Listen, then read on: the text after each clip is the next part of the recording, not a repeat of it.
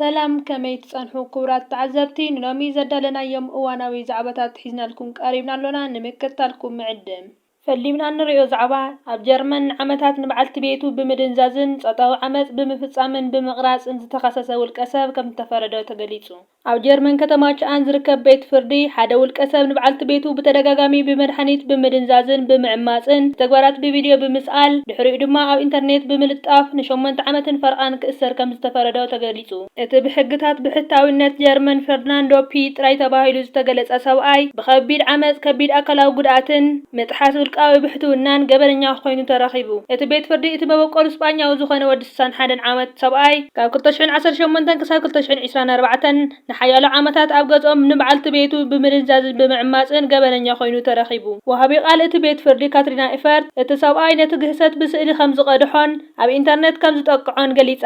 ናይዞም ተግባራት ቪድዮታት ናብ ቻት ጉጅለታት ናይ ኢንተርኔት መድረኻት ሰቒሉ ካልኦት ተጠቀምቲ ከም ዝርእይዎ ገይሩ ክትብል ገሊጻ።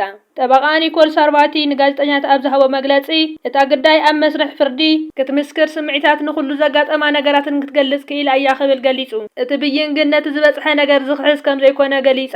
ንነገራት ንምጽዋር ግን ቁሩብ ክሕግዝ ይኽእል እዩ ብምባል እቲ ውሳነ ክሳብ ሕጂ ግባይ ክበሃል ኣይከኣለን። ቀጺልና ንሪኦ ዛዕባ ዘይንቡር ውርጪ ኣብ ስዑድ ዓረብን ኤርትራን ከም ዝተረኣየ እናተገለጸ ይርከብ። እዚ ካብተን ኣዝዩ ዝሑል ኩነታት ኣየር ዘለወን ሃገራት ብፍላይ ኣብ ሰሜናዊ ዋልታ ዝርከቡ ሃገራት ዝረአ ውርጪ ኣብተን ኣብ ከባቢ ቅናት ምድሪ ኢኳተር ዝርከቡ ሃገራት ኤርትራን ስዑድን ክወርድ ምጅማሩ ክትርቀጽ ዘስዕቦ ክኸውን ከም ዝኽእል ኣህጉራውያን መደባት ዜና እናተዘረባ ይርከባ።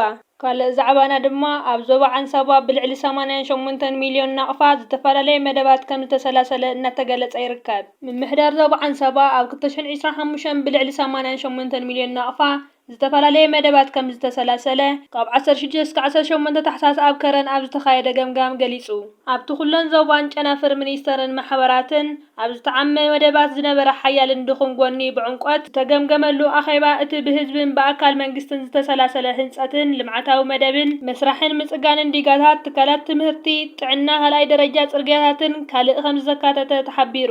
ኣብ መዳይ ሕርሻ ልዕሊ 58,000 ሄክታር ካብ ጥረታት ቅብኣታትን ከም ዝተዘርአን 477,000 ኩንታል እቶት ከም ዝተረኽበን እዚ ድማ ካብ ዝሓለፈ ዓመት 18% ዝተሓተ ከም ዝነበረን ተሓቢሩ።